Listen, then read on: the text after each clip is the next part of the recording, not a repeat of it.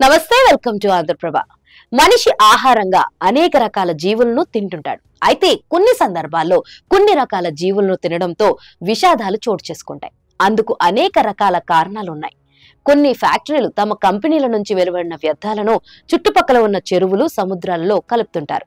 ఇలాంటి సందర్భాల్లో సముద్రంలో ఉండే చేపలు, తాబేళ్లు వంటి జీవులు ఆ వ్యర్థాలను ఆహారంగా తీసుకుంటాయి. ఎన్నో జలచర జీవులు చనిపోయి కుప్పలుగా సముద్ర తీరానికి వస్తుండటం చూస్తుంటాం. అలాంటి వాటిని తిని కూడా పలువురు మృతి చెందిన ఘటనలు అనేకం జరిగాయి. తాజాగా ఓ ఘోర విషాదం చోటు చేసుకుంది. తాబేలు మాంసం తిని ఏకంగా 9 మంది మృతి చెందారు. మరో 78 మంది ఆసుపత్రిలో చికిత్స పొందుతున్నారు. వీరిలో కొందరి పరిస్థితి సీరియస్ గా ఉన్నట్లు సమాచారం. ఈ విషాద ఘటన తూర్పు ఆఫ్రికాలోని టాంజానియాలో జరిగింది. తూర్పు ఆఫ్రికా ప్రాంతంలోని టాంజానియా దేశంలోని ప్రజలు సముద్ర తాబేళ్లను ఆహారంగా తీసుకుంటారు.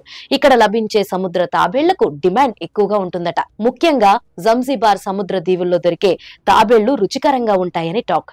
అందుకే చుట్టుపక్కల ప్రాంతాల వారు ఇక్కడికి వచ్చి తాబేళ్ల మాంసం తింటుంటారు. అనేక రకాల ఫ్లేవర్లలో రుచికరమైన తాబేళ్ల మాంసంను ఇక్కడ వండి అమ్ముతుంటారు. అలానే తాజాగా ఆ ప్రాంతంలో సముద్ర తాబేళ్ల మాంసాన్ని కొందరు తింటుంటారు.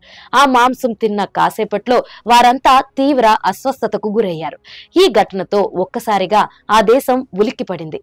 తాబేళ్లలో కొలోనిటీషియం అనే పదార్థం ఉంటుందని, దీనివల్ల ఫుడ్ పాయిజనింగ్ జరిగి ఉంటుందని, అది తిన్నవారు చనిపోయి ఉండొచ్చని స్థానిక వైద్యులు చెబుతున్నారు. కొన్ని రకాల తాబేళ్లలో కిలోనిటాక్సిజం అనే కెమికల్ ఉంటుందని, ఇది ఫుడ్ పాయిజనింగ్ కి దారి తీసి మరణాలకు కారణమవుతుందని, అలాంటి వాటిని అసలు తినొద్దని వైద్యులు హెచ్చరిస్తున్నారు.